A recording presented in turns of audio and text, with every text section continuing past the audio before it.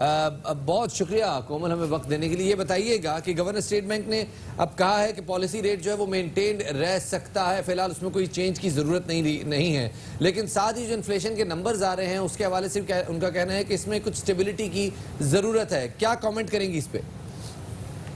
अस्सलाम वालेकुम। ये खबर काफ़ी मुस्बत खबर साबित हो सकती है अगर ये जो प्रेडिक्शन है ये ठीक हो, लेकिन अगर हम आलमी इदारों की एस्टिमेट्स देखें तो इसमें कुछ अनसर्टेनिटी है। 2019 के जो एस्टिमेट्स हैं इन्फ्लेशन के वो अराउंड 7% हैं, कुछ 7.3 कह रहे हैं, 7.6, साल के शुरू में 7.19 था। अगले साल में एडीबी जैसे जो इदारे हैं उन्होंने 12% इन्फ्लेशन एस्टिमेट किया है, फोरकास्ट किया है। अगर हम इसको चाहते हैं कि ये कमी की तरफ जाए या स्टेबल रहे तो हमें कुछ नीडेड रिफॉर्म्स चाहिए। उसके लिए कुछ समझने की ज़रूरत है कि इन्फ्लेशन पाकिस्तान में इस वक्त कौन सी वजूहत हैं जिनकी बिना पे ये बढ़ रहा है और महंगाई बढ़ रही है।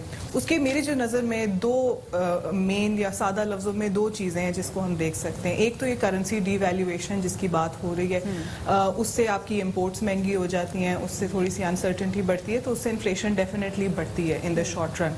और दूसरे आपके एग्रीगेट सप्लाई में कमी, यानी कि जितनी आपकी मईशत में प्रोडक्शन की ज़रूरत है उससे आप कम प्रोड्यूस कर रहे हैं, तो उस वजह से एक महंगाई बढ़ती है। अब जो शॉर्ट रन में करेंसी अगर स्टेबलाइज हो जाती है, जो कि हम देख रहे हैं कि पाकिस्तान और डॉलर का रेट और फॉरेन मार्केट में फॉरेक्स मार्केट में पाकिस्तान की करेंसी स्टेबलाइज होगी, तो उससे कुछ असर स्टेबलाइजेशन इन्फ्लेशन पे भी आएगा, इन्फ्लेशनरी प्रेशर्स रिड्यूस होने के चांसेस हैं। लेकिन लॉन्ग रन में इसको मेंटेन करने के लिए we have to look at the aggregate supply, which means कि डोमेस्टिक इन्वेस्टमेंट। हमने यही देखा है कि हमारे यहाँ जो प्राइवेट सेक्टर्स भी हैं, जो जिस प्रोडक्शन की आप बात करें, वो हम उस सतह पर उस लेवल प्रोडक्शन होते हुए नहीं देख रहे कि जो कि हमें फायदा पहुंचा सकें। तो फिर यहाँ से आपको चांसेस कम नहीं लगते इसके? अपना प्लीज सब सवाल दोहराइएगा। आपने बात की, हाँ, डॉलर की जो प्राइस है वो अभी तो हमने देखा है कि वो भी आके ठहर गई है। एक तो डॉलर की प्राइस एक नतीजा था, साथ में जो प्रोडक्शन लेवल जो रिक्वायर्ड है, जो चीजें यहाँ पे बननी चाहिए, वो हम उस लेवल को रीच नहीं कर रहे। तो यहाँ पे भी एक अनसर्टेनिटी तो आ रही है क्योंकि प्राइवेट सेक्टर्स जो है वो हमने देखा वो इतना जबरदस्त काम नहीं कर रहे, कंपनियां बंद होती जा रही महंगाई की वजह से। तो हम इसको कैसे देख सकते हैं उनके बयान को? देखिए, इसका शॉर्ट रन में कोई मतलब जल्दी जो लो हैंगिंग फ्रूट है, कोई ऐसा जादू की छड़ी नहीं है कि फटाफट हल हो जाएगा। डेफिनेटली प्रोडक्शन प्रोसेसेस में बहुत सारे बॉटलनेक्स हैं, उसके अंदर आपके हार्ड इंफ्रास्ट्रक्चर, सॉफ्ट इंफ्रास्ट्रक्चर, दोनों मसाइल शामिल हैं। आपकी रेगुलेटरी साइड जो कि गवर्नमेंट अब उसमें बहुत सारे रिफॉर्म्स देख रही है, हमारे मेट्रिक्स जिस तरह ईज ऑफ डूइंग बिजनेस है उससे हम मेजर करते हैं। और दूसरा हार्ड इंफ्रास्ट्रक्चर में भी बॉटलनेक्स हैं कि बिजली पैदा नहीं हो रही, आपको आसानी से सस्ती बिजली नहीं प्रोवाइड हो रही, तो उस वजह से भी आपके प्रोडक्शन प्रोसेसेस हॉल्टेड हैं और कम हैं या स्लो ग्रोथ है।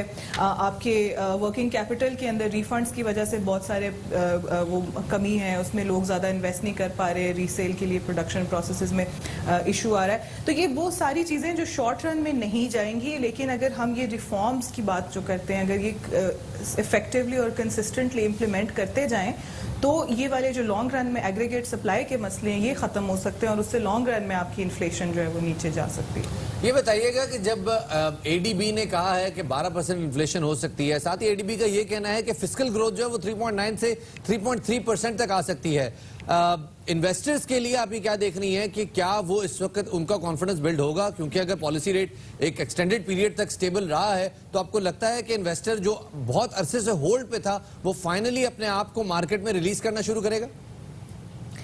देखिए, कुछ ऐसी खबरें जो हैं पॉजिटिव न्यूज़ जैसे कि आज हम डिस्कस करेंगे, जब आएंगी तो इन्वेस्टर कॉन्फिडेंस बढ़ता है। हम एक इन्वेस्टर कॉन्फिडेंस सर्वे भी करते हैं, उसके अंदर ये चीज़ पता लग जाएगी। 24 अक्टूबर को पाकिस्तान की रैंकिंग्स भी आ जाएंगी। Ease of doing business report के हवाले से जो वर्ल्ड बैंक अपनी रिपोर्ट शाया करता है उसमें तवक्को है कि हम लोग 20 पॉइंट से ज़्यादा जंप करेंगे। तो इस किस्म की जो खबरें हैं और इंटरनेशनल मार्केट में भी कॉन्फिडेंस बढ़ाएगा इन्वेस्टर का, और पाकिस्तानी लोकल जो डोमेस्टिक क्लाइमेट है, इन्वेस्टमेंट क्लाइमेट, उसमें भी आपका कॉन्फिडेंस बढ़ेगा। लेकिन अभी कुछ कहा नहीं जा सकता जब तक हमारे पास फाइनल फिगर्स नहीं आ जाते हैं, क्योंकि इस वक्त कंपेटिटिवनेस रैंकिंग्स में हमारी 3 पॉइंट्स से स्लिप हुई है रैंकिंग, और आप ग्रोथ एस्टिमेट्स भी आपके डाउनवर्ड हैं। वर्ल्ड बैंक की रिपोर्ट में पूरे रीजन की जो है वो ग्रोथ जो है उसको नीचे दिखाया जा रहा है कि उसके अंदर कमी के चांसेस हैं। बैलेंस ऑफ रिस्क को this shift of balance of risk, इसकी वजह से इकोनॉमिक स्लो डाउन हम देखते आ रहे हैं। ये इकोनॉमिक स्लो डाउन लेकिन बहुत महदूद रिटेल सेक्टर पे तो हमें नजर आता है, लेकिन on the other hand export sector पे और टेक्सटाइल सेक्टर पे ये बड़ा बेनिफिटिंग है। आपको क्या लगता है कि ऐसे वक्त में कोई एक डिपार्टमेंट, कोई एक साइड जिसके ऊपर इस वक्त रिफॉर्म्स की जरूरत है, आपको क्या लगता है कि कहां पे ये आइडियल टाइम है बिजनेस रिफॉर्म्स के हवाले से? बिजनेस रिफॉर्म जो है वो कोई ऐसा नहीं कि आपने कोई स्टॉक मार्केट में इन्वेस्ट करना है तो कोई आइडियल टाइम होगा। ये एक ऑन गोइंग प्रोसेस है जो कि चलते रहना पड़ेगा। अभी जिस तरह आईटी इंफ्रास्ट्रक्चर की तरफ गवर्नमेंट अपने रिफॉर्म्स कर रही है, ease of doing business regulatory reform कर रही है, इस हुकूमत की ये प्रायोरिटी है। टॉप प्रायोरिटीज में ईज ऑफ डूइंग बिजनेस भी है, इन्वेस्टमेंट SEZ से रिलेटेड जो है इंफ्रास्ट्रक्चरल रिफॉर्म्स है। ये तो ये लॉन्ग टर्म प्रोसेस है, तो इसका कोई सही वक्त नहीं है। लेकिन ये कि अब हम इसको और मजीद डिले नहीं कर सकते, बिकॉज अदरवाइज फिर आपकी ग्रोथ जो है कहीं पे भी नहीं जाएगी, बल्कि आप नेगेटिव की साइड ग्रोथ के हवाले से आपने अच्छी निशानदेही की, क्योंकि ऑलरेडी हम 3.5% एक्सपेक्ट कर रहे थे fiscal growth, which is now 3%। बहुत शुक्रिया।